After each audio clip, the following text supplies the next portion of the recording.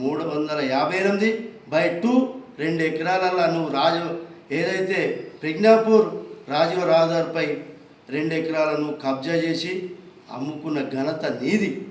అదేవిధంగా 366/3 ఎకరాల 24 గుంటలు రాజీవ్ రహదారిపై అమ్ముకొని నువ్వు సిక్కం భూమిని అమ్ముకున్న ఘనత నీది. నువ్వు కాలువలు కబ్జా చేసిన సిక్కం భూములు. నువ్వు నర్సన్న గురించి మాట్లాడు అర్హతన 3 సార్లు ఓడిపోయిన దొంగవు నువ్వు. నర్సన్న గురించి అంటావు. నువ్వు 3 సార్లు ఓడిపోయి నువ్వు ఆస్తులు ఎలా సంపాదించినావు? అదే నర్సన్న ఆస్తులు ఎంత ఉన్నాయి? నువ్వు చర్చకు సిద్ధమా? 7 గంటలకు చర్చకు సిద్ధం. నీ దగ్గర ఎన్ని ఉన్నాయి ఆస్తులు? నర్సన్న దగ్గర ఎన్ని ఉన్నాయి ఆస్తులు? ప్రతాప్ రెడ్డి రేపు సిద్ధమా నీ ఆస్తులకు, నర్సన్న ఆస్తులకు? నువ్వు కబ్జాలు చేసుకుంటా, నువ్వు నీ దాంట్లో నీకు పడకుండా నువ్వు టీఆర్ఎస్లో 10 ఏళ్ళ నుండి 100 కోట్లు సంపాదించిన ఘనత నీకున్నది. కానీ నరసన్న ఏనాడైనా ప్రజా సమస్యలపై పోరాడిండు, ప్రజలలో ఉన్నాడు, ఎమ్మెల్యేగా అయిండు. కానీ నువ్వు డిపాజిట్ గురించి మాట్లాడుతున్నావు ప్రతాప్ రెడ్డి. నువ్వు డిపాజిట్ మాట్లాడితే నవ్వుకుంటురు ప్రజలు, నవ్వుకుంటురు. నీ దాంట్లో కూడా నవ్వుకుంటురు. నువ్వు ఓడిపోయిన క్యాండిడేట్, నరసన్న గెలిచిన క్యాండిడేట్. రాసిపెట్టుకో, ఆయన 3-4 సార్లు గెలిచి ప్రజలలో ఉన్నాడు నాయకుడు. అది నరసన్న ఘనత.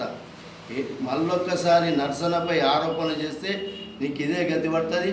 ఇదే ఆర్యం హాస్పిటల్ సంగారెడ్డికి లైన్ పోయే కాలువని నువ్వు ఆపిపించుకొని ఆడ నువ్వు కబ్జా చేసి అమ్ముకున్న ఘనత నీది.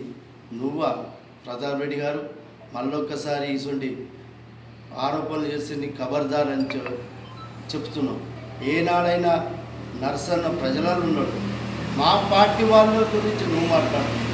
మా పార్టీ వాళ్ళు పదవులు వస్తాయా రావా మేము డిసైడ్ చేసుకుంటాం.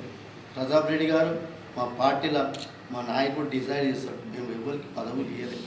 ఇంకా టైం ఉన్నది. దాన్ని బట్టి అందరిని కూర్చోబెట్టి పదవులు ఇస్తాడు. నువ్వు పేరు చెప్పుడు కాదు. నువ్వు గజదొంగ ప్రతాప్ రెడ్డి. నువ్వు మళ్ళొక్కసారి ఇటువంటి ఆరోపణలు చేస్తే బాగుండదని చెప్తున్నావు. మా పదవులు దానంతలు అది వస్తాయి. మా నరసన్న నీతి నిజాయితీ పరుడు. ఏనాడైతే వెళ్తున్నావు అని నిజారోపణలు చేయని ప్రతాప్ రెడ్డి. నీ దిక్కున్నారు దొంగలు, నీ దగ్గర దొంగలు ఉన్నారు. వాళ్ళని నువ్వు అది చూసుకో. నీ దగ్గర ఎంతమంది దొంగలు ఉన్నారో నువ్వు చూసుకో. మళ్ళొక్కసారి నరసన్నపై ఆరోపణలు చేస్తే బాగుండదు. ప్రజ్ఞాపూర్ నీ ప్రజ్ఞాపూర్ కాడ ప్రజ్ఞాపూర్ గజ్వెల్కి వస్తుంటే నువ్వు వెంచర్ చేసినావు. కలవట్టి సిక్కం నువ్వు కాలువ లేకుండా అది నువ్వు అమ్ముకోలేదా? ప్రజల సొమ్ము కాదు, కట్ట కాదు. ఇది నీ భూదందాలు. నరసన్న దగ్గర పైసలు లేవు. ప్రజలలో ఉన్నాడు, ప్రజల నాయకుడు. నీ దగ్గర ఎన్ని ఆస్తులు మేము చిట్టా తీస్తాం. చిట్టా తీసినాక నీ బతికేందో అప్పుడు మళ్ళొక్కసారి నరసన్నపై ఆరోపణలు చేస్తే బాగుండదని ఇదే చెప్తున్నాం.